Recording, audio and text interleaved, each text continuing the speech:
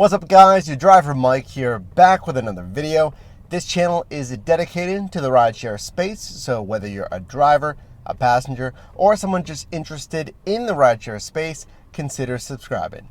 Today we're talking everything about balance, something that really can go under the radar unless we really tackle it, and that's how many hours are you investing in rideshare for both full-time or part-time drivers and how it affects others. You should talk about how many hours you plan on driving a week, how many hours you plan on driving each day, which days you plan on driving, and if you plan on driving during the weekends. And especially if you're working a full-time job as well, which about half of us are, and drive rideshare on the side, if you're driving a lot of weekends, it's all about balance as far as your personal life and your business life with driving rideshare. You're going to be busy enough with your full-time job, and then you're going to add additional hours with rideshare. Now, rideshare can definitely be good supplemental income. It can provide for some full-time income in certain markets as well, but you really have to monitor how many hours you're putting in. When I first started driving, I was really putting in a lot of hours on the road in addition to my full-time job. Now, the profit was great. There was great extra money, but you have to balance both your own energy, your motivation, and how it's going to affect others. Now, I hadn't met my wonderful girlfriend, Mackenzie, at the time, so I had a little bit more free time, but especially if you have that family or if you have a partner at home, you have to balance, especially on those weekends, how much driving you want to do. So have that plan of attack. Talk to your partner, talk to family members, pick out those days when you plan on driving, and pick out which weekends you plan on driving as well, because most likely you'll want to have some of those weekends free to do fun activities away from rideshare as well. If you have a big trip coming up, if there's something that you want to save for and you need to make some extra money, I say double down on those weeks leading up to it.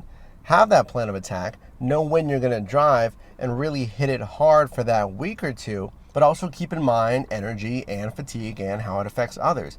You want to make sure you're driving a comfortable amount of hours, that the pay is good, that you're doing the research, you're checking demand trends, and when you are out there, you're making a good profit, but you're not too tired when doing so because you're not on the road too much and you're not working a full-time job as well, and that's not going to burn you out. Now, you want to avoid burnout. If you're working that full-time job, if you're driving rideshare as well, you need that balance. And you need a predictability, talking to your partner, talking to your family members about how much you're really going to work, because you do need to allow yourself some downtime. If you don't allocate your time efficiently, if you're working too much, that's going to hurt your energy and fatigue, okay? That may lead to irritability. That's going to lead to less focus on the road, lower customer service, okay? You could be not as sharp with demand trends. You could study your demand trends incorrectly. You could be over-eager. You could be going online too much, and you could be missing the highest demand periods because you're out there at slower times, when really, if you did that research and you stepped away for a little bit longer, you could go out there and make more money per hour and drive less hours. And also, when you do take a break, do not check the app. You guys know, always be checking ABC. You should always be checking the app.